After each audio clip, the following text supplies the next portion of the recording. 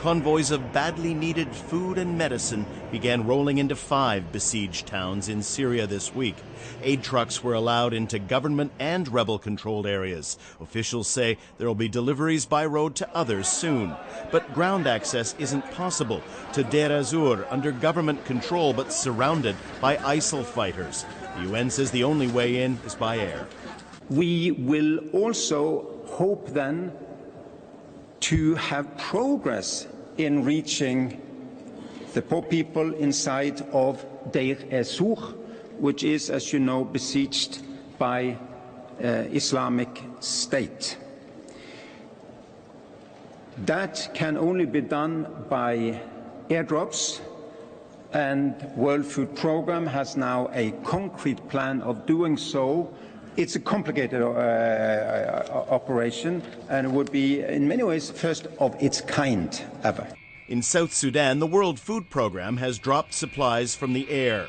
Airdrops are expensive and difficult to organize, but sometimes the only way to save lives. The UN Special Envoy on Syria says it's not just Deir ez-Zor that has urgent needs that can only be met from above. Even eastern Aleppo, even in fact in Dara, in eastern Ghouta, many other places, including Kefra and Foua, where people are in need of help. The logistical challenges will be immense. Planes will have to fly high above the fighting to avoid coming under fire.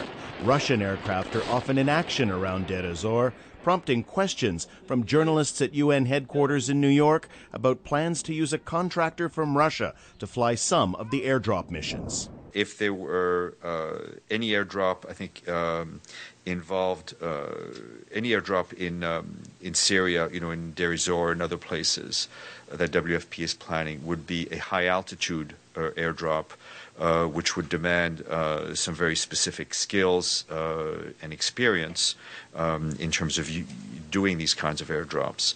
So that's why they are considering using one of their contractors, which has worked with them in South Sudan. UN officials stress that only a ceasefire and work towards a political settlement will begin to ease the huge humanitarian crisis in Syria. But with peace talks in Geneva making little, if any, progress, convoys and soon airdrops may be the only way to get help to the millions of Syrians in desperate need in their country. Daniel Lack, Al Jazeera at the United Nations.